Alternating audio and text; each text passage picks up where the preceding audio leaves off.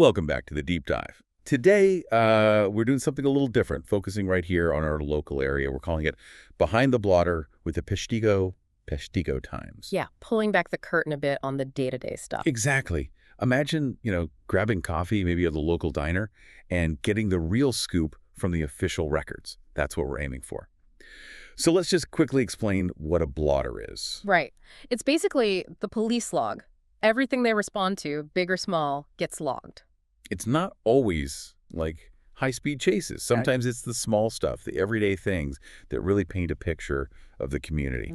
So our mission today, we've got a stack of police reports here, late August, early September, from Menominee, Michigan, right across the river, and Marinette, Wisconsin.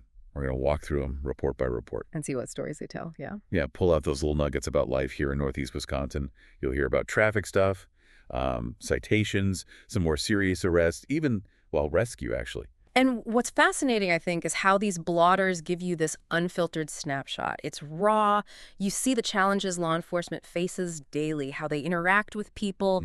It's not just numbers. These are, glimpses into real lives happening right here. Yeah, totally. And it kind of raises the question, doesn't it? How do all these little pieces, these different events, weave together? What larger story do they tell about, community safety? Right, from the mundane to the, pretty remarkable sometimes. Exactly. Okay, let's jump in then. We'll start across the river. City of Menominee Police Department. This is for the week of August 22nd to August 28th. And, wow, August 22nd looks like it was busy. It certainly does. Okay, first one. August 22nd. A 36-year-old male arrested. This was on the 2800 block of 10th Street. 2 misdemeanors warrants, one for resisting and obstructing police, the other for not having an operator's license. Right. So warrants mean the court's already looking for him. Misdemeanors are, generally speaking, less serious than felonies, but resisting arrest, that's still significant. Definitely. Also on the 22nd, a 36-year-old female got cited for disregarding a stop sign. That happened at 38th Avenue and 22nd Street. A little reminder for all of us, maybe? Always good to remember those stop signs, yeah. But also on the 22nd, things get a bit more complex. Right. A 45-year-old female was arrested near the Interstate Bridge and 8th Avenue.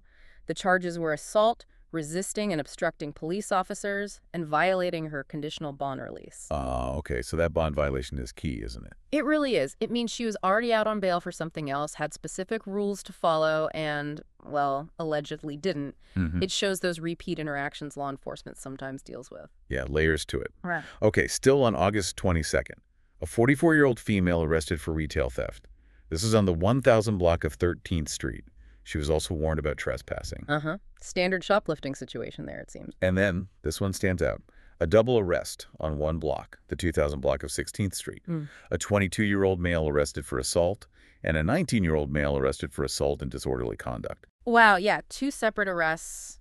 Same incident, presumably, in the same block. Oh. That must have been quite a scene. Phew. Yeah, what a way to kick off the week in the Menominee.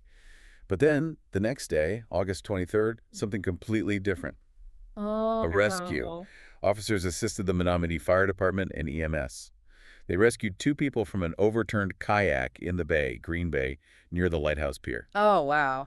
That's fantastic work by everyone involved, but also, a scary reminder about the bay. It's beautiful, but it can be dangerous. Absolutely. Props to the first responders there. Okay, moving on to August 24th. Kind of a mix this day. Seems like it. First, a 30-year-old male arrested on the 3700 block of 10th Street. This was on a misdemeanor warrant for probation violation and for being drunk and disorderly. Okay, so another instance of someone allegedly breaking the rules they were already under. Probation violation. Right. Then officers responded to a 2-vehicle accident, intersection of 10th Avenue and 11th Street. Minor damage, thankfully, no injuries reported. Right here. Also on the 24th, officers assisted the Menominee County Sheriff's Office. This was at a 3-vehicle personal injury accident. So, more serious.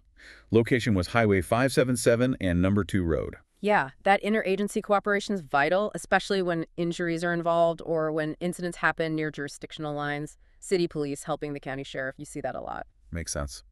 And looks like August 24th was also lockout day on 10th Street.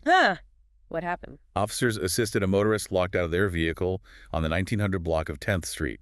And then they assisted another locked-out motorist on the 2300 block of 10th Street. Happens to the best of us, I guess. Right. Okay, midweek now, August 25th. This one's a bit unusual. A 48-year-old female arrested for trespassing on railroad property location near the interstate bridge. The interstate bridge area pops up again. And trespassing on railroad property, that's actually pretty dangerous, not just illegal. Active trains, equipment, it's a real safety concern. Good point. Okay, heading into the weekend, August 26th.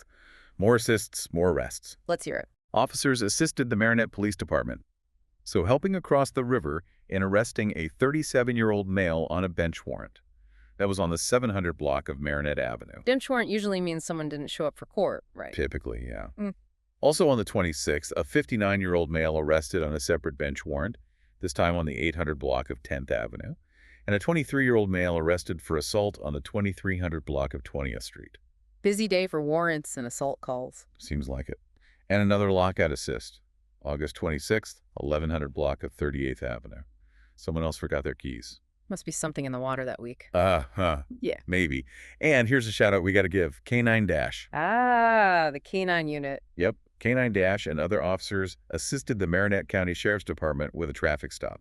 This was at Marinette Avenue and Mary Street. That's great. Those K9s are such valuable tools for law enforcement. Vehicle searches, tracking, they really enhance what officers can do. And again, assisting another agency. Yeah, really cool to see Dash mentioned. Okay, wrapping up the week in Menominee, August 27th. A few more things here. A 59-year-old male arrested on a misdemeanor warrant, 800 block of 10th Avenue. Okay. Officers investigate a report of a personal protection order, or a PPO, violation. 900 block of 16th Avenue. That's always a serious situation. Absolutely. Violating a PPO has significant consequences. And a 66-year-old male arrested for trespassing. 1400 block of 6th Avenue. Then there's this one. What's that? A 20-year-old male arrested for 4 counts of misusing 911 and also for violating his conditional bond release. This was on the 1200 block of 11th Avenue. 4 counts of misusing 911. Wow. That's a big deal. You're tying up emergency lines, potentially delaying help for someone who really needs it. Exactly. It's not a joke. Okay. And also on the 27th, K9 Dash was busy again, assisting the Michigan State Police with a vehicle search on the 1100 block of 10th Avenue. Good dog, Dash. Working with state police now, too. And finally, for Menominee, August 28th, this one's pretty significant. A 34-year-old male arrested on the 6100 block of North Point 2 Lane. Okay, what were the charges? Felon in possession of a firearm, possession of a stolen firearm, and possession of an unregistered firearm. Oof. Yeah, that's serious. Felon with a gun is already illegal, but stolen and unregistered on top of that? That definitely raises concerns about illegal weapons in the community. Big time. That's a major arrest. It really highlights the dangers officers face and the importance of getting illegal guns off the street. You wonder, is this part of a bigger picture or an isolated, albeit serious, event? Makes you think. Okay, let's cross the river now, head over to Marinette, Wisconsin. We're looking at their reports from August 25th through September 1st. All right, Marinette's turn. Kicking off on August 25th, Jose O. Ramos reported a package stolen from 1520 Ludington Street. Porch pirates, maybe? Always got to watch those deliveries. Yeah, unfortunately common these days. Also on the 25th, Shane Johnson was cited for retail theft at 2900 Roosevelt Road. Okay. Then, something interesting. August 26th and 27th. Nothing. The Blotter notes. No reports on those 2 days. Huh. A couple of quiet days. That's unusual, but probably welcome for the officers. For sure. Maybe everyone was just behaving themselves for the weekend. Could be. Or maybe just a statistical blip. Either way, a brief pause. Brief indeed, because things pick back up on August 28th. Aaliyah Stewart reported her green Schwinn bicycle stolen from Cusacks. That's at 2204 Hall Avenue. A green Schwinn from Cusacks. That feels very local, doesn't it? It really does. Bike thefts are common, but that specific detail makes it feel close to home. Yeah. Also on the 28th, Brandon Strickland was taken into custody for a probation violation. This is at 3450 Old Peshtigo Road. Another probation issue. Seems to be a recurring theme in both cities during this period. It does. Okay, August 29th. A bit of a mix again. Ashley J. Lucas was taken into custody on a warrant at 1905 Hall Avenue. Then 2 separate car accidents. First, vehicles driven by Karen Hipwell and Joel Jubik collided at 2080 Old Peshtigo Road. No injuries, no citations issued. Good outcome, all things considered. Second one, vehicles driven by Jeffrey Poquette and Christina Reichman collided. This was at Stevenson Street and Hall Avenue. Again, no injuries, no citations. Well, that's fortunate. Accidents happen, but avoiding injuries and further legal trouble is always the best result. Definitely. Also on August 29th, 2 16-year-old females were cited for underage drinking in the city of Marinette. Ah, underage drinking citations.